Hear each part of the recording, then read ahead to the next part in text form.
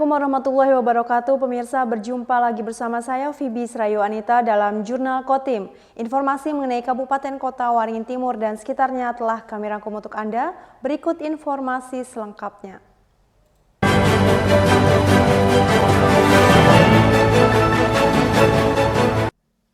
Kepolisian Resor Kota Waringin Timur bersama Kodim 1015 Sampit melaksanakan apel gelar pasukan operasi Mantap Praja sebagai komitmen bersama TNI dan Polri dalam mengamankan jalannya Pilkada Serentak 2024. Apel gelar pasukan operasi Mantap Praja pada Senin siang dilaksanakan serentak secara daring se-Kalimantan Tengah. Di Kota Waringin Timur, apel digelar di halaman Polres setempat. Apel ini sebagai bentuk komitmen TNI dan Polri dalam mengamankan jalannya pesta demokrasi, sekaligus untuk mengecek kesiapan personil termasuk sarana dan prasarana yang dimiliki. Kapolres Kota Waringin Timur, AKBP Reski Maulana Julkarnain mengatakan, pihaknya telah menyiapkan sekitar 400 personel Polres untuk melakukan pengamanan. Selain itu juga, ada bantuan personil Polda Kalimantan Tengah sekitar 100 orang. Fokus utama pengamanan saat ini adalah distribusi logistik pilkada hingga pemungutan suara pada 27 November. Pengamanan ketat dilakukan sampai nantinya seluruh logistik kembali ke gudang KPU dan ditetapkannya kepala daerah terpilih. Baik, terima kasih rekan-rekan sekalian. Pada kesempatan ini kita secara serentak dari Polda Kalimantan Tengah tadi dihadiri oleh Pangdam juga untuk melaksanakan kegiatan apel gelar pasukan dan pergeseran pasukan. Dan tentunya hal ini dimaknai bahwa TNI Polri sudah siap untuk melaksanakan pengamanan baik di masa tenang dan sampai nantinya kegiatan pemungutan suara dan logistik kembali lagi di KPU. Tentunya hal-hal yang sudah disampaikan oleh Bapak Kapolda dan Pak Pangdam tadi kita pedomani, yang utamanya adalah TNI Polri satu, kemudian kita TNI Polri netralitas harga mati. Alhamdulillah untuk situasi Kaptimas di wilayah hukum Kota Waringin Timur pada saat ini aman kondusif dan saat ini sedang berlangsung pergeseran dan pendistribusian logistik di masing-masing kecamatan yang kemudian juga hari ini masih bergeser sampai dengan TPS. Dandim 1015 Sampit, Letkol Infantri Tandri Subrata menambahkan, pihaknya siap mendukung Polri menjaga keamanan dan ketertiban daerah. Sekitar 300 personil diterjunkan membantu pengamanan pilkada. Ya, kita TNI intinya kita melaksanakan perbantuan ya terhadap Polri untuk pengamanan pilkada di wilayah Kabupaten Kota Waringin Timur ini. Untuk personil kita sudah siap membackup kegiatan yang dilaksanakan Polres. Baik itu kita saat ini sudah memasuki masa tenang, ya jumlah personil yang kami sekitar 300. Hingga saat ini keamanan dan ketertiban masyarakat di Kota Waringin Timur berjalan kondusif. TNI dan Polri sepakat bekerja sama memastikan pilkada serentak di Kota Waringin Timur berjalan aman dan lancar. Masud Badarudin, Hayat TV. Dalam upaya mendorong para pemuda untuk lebih mandiri dan berdaya saing, Dinas Pemuda dan Olahraga Kabupaten Kota Waringin Timur menggelar pelatihan kewirausahaan bagi pemuda pemula. Pelatihan ini bertujuan agar para pemuda lebih siap menghadapi persaingan global. Pelatihan kewirausahaan pada Senin pagi ini diikuti puluhan pemuda usia 16 hingga 30 tahun. Mereka selain berasal dari organisasi kepemudaan, ada juga mahasiswa serta pelajar. Kegiatan untuk memberikan keterampilan teori dalam mengembangkan potensi kewirausahaan di kalangan generasi muda. Kegiatan ini diharapkan dapat menumbuhkan semangat kewirausahaan serta memberikan pengetahuan untuk menghadapi persaingan di dunia kerja yang semakin ketat, terutama dalam era globalisasi sekarang ini. Kepala Dinas Pemuda dan Olahraga Kota Waringin Timur, Wiono berharap para peserta tidak hanya mengembangkan keterampilan yang diperoleh untuk membuka usaha sendiri, juga mengajak teman-teman sebayanya untuk berwirausaha. Wiono menginginkan agar generasi muda tidak hanya sekedar menjadi pencari kerja, tapi juga mampu menciptakan lapangan kerja bagi orang lain. Kita melaksanakan pelatihan bagi pemuda-pemula untuk kewirausahaan yang ada di Kabupaten Kota Waringin Timur. Diharapkan nantinya mereka bisa mendapatkan keterampilan dan teori untuk bisa mandiri setelah pelatihan ini, dan bisa mengajak sebayanya untuk bisa berwirausaha. Kita mendorong pemuda untuk berwirausaha untuk kedepannya, karena dalam hal globalisasi ini kita perlu persaingan untuk melakukan usaha itu cukup berat. Makanya diperlukan keterampilan teori bagi mereka. Dalam kegiatan ini, para peserta mendapatkan wawasan langsung dari narasumber berkompeten. Selain dari Dinas Pemuda dan Olahraga, juga ada narasumber dari perbankan serta pelaku usaha yang telah sukses menjalankan bisnisnya. Melalui adanya pelatihan ini, diharap pemuda di Kota Waringin Timur dapat mengembangkan jiwa kewirausahaan mereka, serta berkontribusi memperkuat perekonomian daerah. Melalui adanya pelatihan ini diharap pemuda di Kota Waringin Timur dapat mengembangkan jiwa kewirausahaan mereka, serta berkontribusi memperkuat perekonomian daerah. Masud Badarudin, Hayat TV. Pendistribusian logistik pilkada di Kota Waringin Timur tidak seluruhnya bisa ditempuh melalui jalur darat. Terdapat sejumlah kecamatan yang harus melalui jalur air, salah satunya adalah menuju Kecamatan Seranau dengan menyeberangi Sungai Mentaya. Distribusi logistik pilkada ke Kecamatan Seranau dilakukan 2 hari menjelang pemungutan suara. Dari gudang KPU, logistik diangkut menggunakan truk menuju dermaga Habaring Hurung Sampit. Selanjutnya logistik dimuat ke sebuah kelotok. Logistik yang didistribusikan berjumlah 38 kotak suara dan 76 bilik suara. Untuk 19 tempat pemungutan suara di 1 kelurahan dan 5 desa. Distribusi logistik melalui jalur air terpaksa dilakukan sebab infrastruktur jalan darat yang kurang memadai. Kondisi jalan dan jembatan yang ada tidak dapat dilalui dengan aman. Pendistribusian melalui jalur air merupakan jalur terdekat dan aman yang bisa dilalui. Pendistribusian ini mendapat pengawalan ketat aparat TNI dan Polri.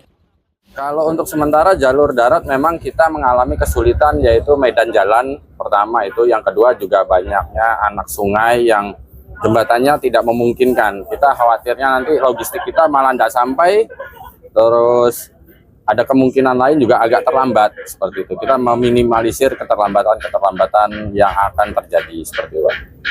Berarti dengan melalui jalur sungai hari ini bisa dibilang ini jalur paling aman gitu? Iya, betul. Karena ini jalur aman dan efektivitas waktunya juga lebih singkat daripada kita menggunakan jalur darat. Karena kalau jalur darat kita tahu juga bahwasanya ini memutar kalau jalur darat. Tapi kalau jalur sungai dia langsung potong kompas seperti itu. Logistik pilkada untuk Kecamatan Seranau dengan sekitar 8.000 daftar pemilih tetap saat itu langsung disimpan di gudang sementara di kantor Kelurahan Mentaya Seberang. Pada hari berikutnya, logistik didistribusikan ke desa-desa, termasuk 4 desa yang juga harus melalui jalur sungai. Selanjutnya, logistik disalurkan ke semua TPS di wilayah tersebut. Dan selanjutnya, logistik tersebut kami kirim ke desa-desa. Yang pertama yaitu Desa Seragam Jaya melalui darat, untuk Desa Batua, Perantang Hilir, dan Perantang itu melalui jalur air menggunakan armada klotok. Untuk Desa Ganepo menggunakan jalur air, lalu jalur darat, dan jalur air. Untuk keamanan dari segi armadanya sendiri, Bang? Untuk keamanan sudah kami cek, insya Allah memenuhi standar distribusi logistik. Seluruh logistik pilkada ditargetkan tiba di TPS pada 1 hari sebelum hari pemungutan suara pada 27 November. Masud Badarudin, Hayat TV.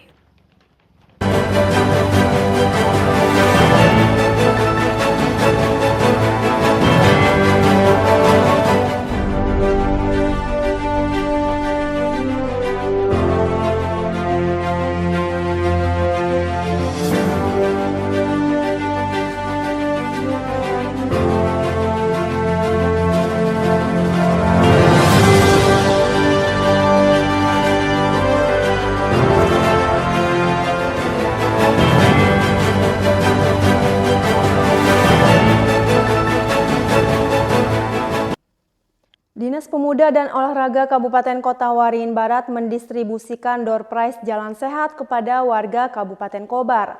Door prize yang dibagikan ini berlaku kepada nomor kupon yang disebutkan pada saat acara, akan tetapi karena banyaknya masyarakat sehingga ketika disebutkan nomor kupon yang keluar tidak mendengar.